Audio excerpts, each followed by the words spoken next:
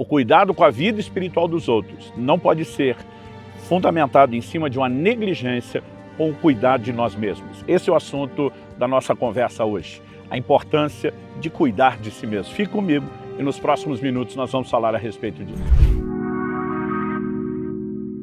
A palavra de Deus nos apresenta a salvação como um processo. O apóstolo Paulo escreve aos Filipenses e diz: aquele que começou em nós a boa obra há de completá-la até o dia de Cristo.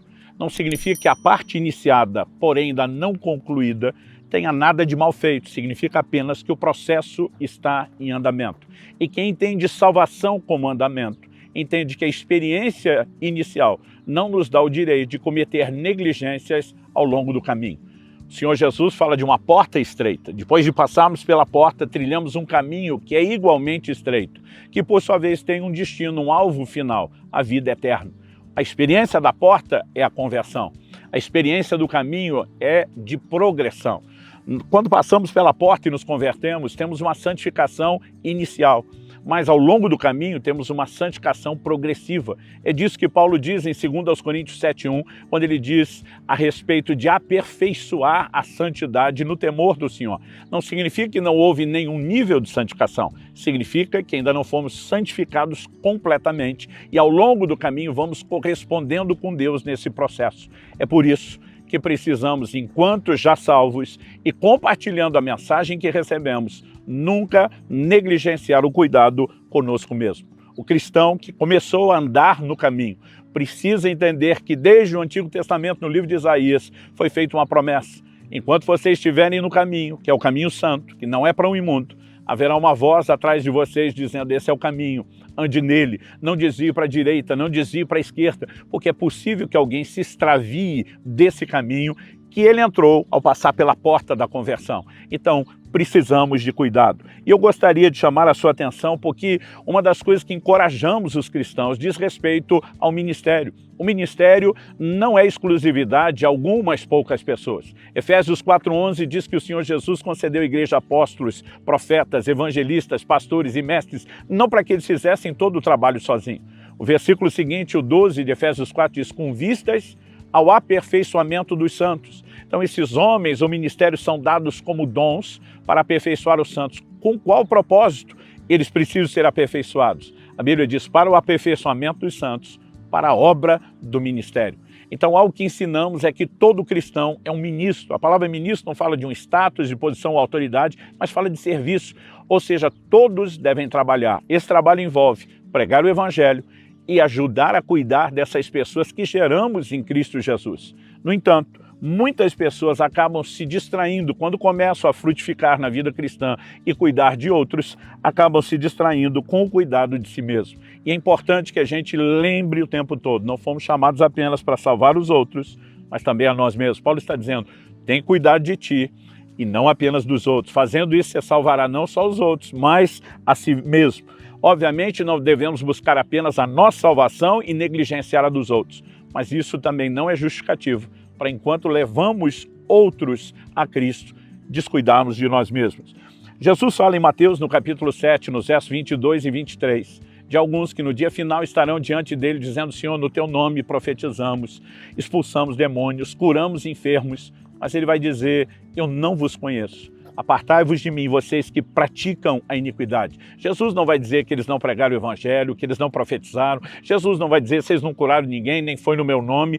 Ele apenas vai dizer: eu não reconheço vocês. Por quê? Podem até ter feito a minha obra, mas ao se comprometerem com o pecado, em vez de comigo, vocês não me representaram na terra. Eu tenho visto pessoas que se perdem, inclusive, no processo do ministério, porque enquanto estavam cuidando de outros, deixaram de cuidar a si mesmos. Jesus pergunta em Marcos 8:36, que adianta ganhar o mundo todo? E ganhar o mundo todo não é apenas bens materiais.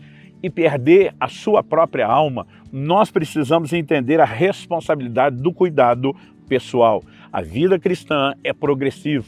Precisamos andar em vigilância e cuidado conosco mesmo. Então, em primeiro lugar, a advertência de que cuidar dos outros não pode ser desculpa ou motivo para distração. Em segundo lugar, eu e você precisamos lembrar que a própria liderança, quando falamos de liderança, não estamos falando necessariamente daqueles que Deus estabeleceu como governo na igreja. Estamos falando de níveis de influência. Então, por exemplo, um pai ou uma mãe serão líderes dentro da sua casa para os seus filhos. Na vida espiritual, pessoas que ganharam outros para o Senhor e os discipulam, estão exercendo um nível de liderança. E qualquer que seja o nível de liderança, desde o mais básico, do cuidado espiritual de um novo convertido, até alguém que tem a responsabilidade, como os presbíteros, diz a Escritura, de governarem a igreja, nós precisamos entender que a liderança é baseada no exemplo. Em 2 Coríntios, no capítulo 1, no verso 4, o apóstolo Paulo disse que com a consolação que nós somos consolados, nós consolamos os outros. Ou seja, o que é o nosso trabalho? Transbordar o que recebemos, dar aos outros o que primeiramente funcionou e trabalhou nas nossas próprias vidas. Em Marcos, no capítulo 12, Jesus é questionado sobre qual é o maior mandamento e responde sobre a necessidade de amar ao Senhor de todo o coração, com toda a alma, entendimento e forças. Mas ele também emenda o que não foi perguntado. Ele diz o segundo maior mandamento é: ame o seu próximo como a si mesmo. Ou seja, não adianta apenas nos preocuparmos com outros, querendo despejar o que alegamos ser o amor, quando deixamos de ter o cuidado conosco. Nós não podemos amar os outros sem nos amar. Aqui, amar a si mesmo não tem a ver com aquela perspectiva egoísta, mas, obviamente, há uma ordem. Antes de oferecer algo aos outros, eu preciso receber de Deus, eu preciso guardar e preservar aquilo que Deus me deu. Por quê? Porque o maior nível de liderança é baseado no exemplo que nós damos. Então, quando você olha para o próprio Jesus, ele diz em Mateus 11, 28, aprendei de mim, que sou manso e humilde. Em outras palavras, ele está dizendo, não aprenda apenas com o que eu falo, mas principalmente com a forma como eu me porto, com a referência que eu me tornei. Em João, no capítulo 13, no verso 15, no dia do lava-pés, Jesus diz para os seus discípulos, eu vos dei exemplo, para que como eu fiz, vocês também façam. O apóstolo Paulo escreve depois, dizendo sobre a importância de que as pessoas fossem seus imitadores, como ele era imitador de Cristo. E a lista de exemplos bíblicos é longa, falando sobre a importância de dar exemplo. Paulo diz a Timóteo, seja exemplo para os fiéis. Então, Jesus é a referência. Paulo diz, eu imito a referência e dessa forma eu também me torno uma.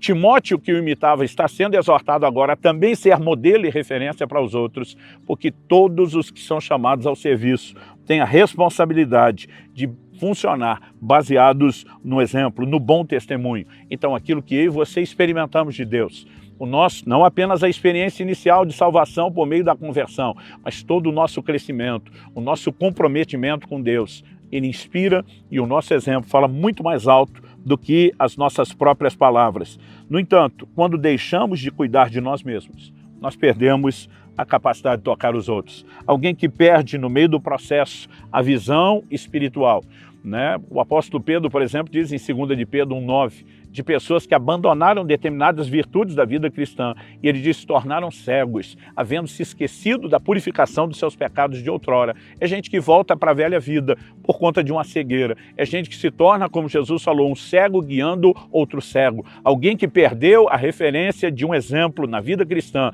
se torna um hipócrita, um propagador de verdades que ele mesmo não vive. O que ele está falando não é errado, mas não tem o peso do exemplo. Então não importa o quanto eu e você já crescemos espiritualmente, não podemos negligenciar o cuidado conosco mesmo. Devemos aprender a dia após dia, seguindo o modelo de oração diária que o Senhor nos ensinou. Não é a reza a ser repetida, mas tem princípios que devem ser incorporados na nossa oração diária. Senhor, não nos deixe cair em tentação, livra-nos do mal, permanecemos aos pés do Senhor, buscando a graça de Deus, nos fortalecendo nele, para que eu e você, andando em vitória, possamos ser uma inspiração para os outros. Cuidando de nós mesmos, podemos ajudar no cuidado de outros. Garantindo a nossa salvação, podemos ajudar a transbordá-la na vida de muitos outros. Diante disso, de forma prática, nós precisamos entender aquilo que nós fazemos e o que Deus faz. Paulo diz, o que está em pé, cuide para que não caia. Então, ao declarar isso em 1 Coríntios 10, 12, ele está falando da nossa responsabilidade, o que está em pé é que tem que cuidar. E se não houvesse possibilidade de cair, não haveria necessidade de uma advertência ao que está em pé para que ele cuide para não cair. Por outro lado, embora Deus nos responsabilize, ele não nos abandona na responsabilidade que nos confiou. Judas, capítulo único, verso 24, diz, ora, aquele que é poderoso para vos guardar de tropeçar. O Deus está dizendo, cuida para você não cair. Ele também diz, eu quero te ajudar para que você não tropece. Em outras palavras, ele está dizendo, eu não vou fazer isso sozinho, estou te responsabilizando, mas também não estou te deixando sozinho no cumprimento da sua responsabilidade. Eu ofereço ajuda. Aliás, depois de dizer em 1 Coríntios 10:12, o que está em pé, cuide para que não caia, o verso seguinte diz, não vos sobreveio tentação que não fosse humana. O texto diz que Deus é fiel e que Ele não permitirá uma tentação maior do que aquela que nós podemos resistir. Pelo contrário, a Bíblia diz, junto com a tentação, Ele proverá livramento. Então temos a parte de Deus, que são recursos oferecidos àqueles que Ele responsabilizou, ou seja, precisamos fazer a nossa parte, mas não estamos excluindo Deus. Mas também não vamos achar que Deus fará sozinho, sem a nossa parte, confiando o tempo todo na graça e no socorro de Deus, porque não vencemos o pecado e tentações apenas por determinação e força humana. Na combinação desses elementos, nós podemos andar em obediência a Deus, na vigilância da oração, do clamor contínuo, né, da exposição contínua à palavra que nos guarda de pecar. No Salmo 119:11, o primeiro versículo da Bíblia que meus pais me fizeram decorar quando criança, nós lemos, escondi a tua palavra no meu coração, para não pecar contra ti. Por meio da oração, da exposição à palavra, nós podemos nos conservar no caminho e continuar inspirando outros. Não negligencie o cuidado consigo mesmo.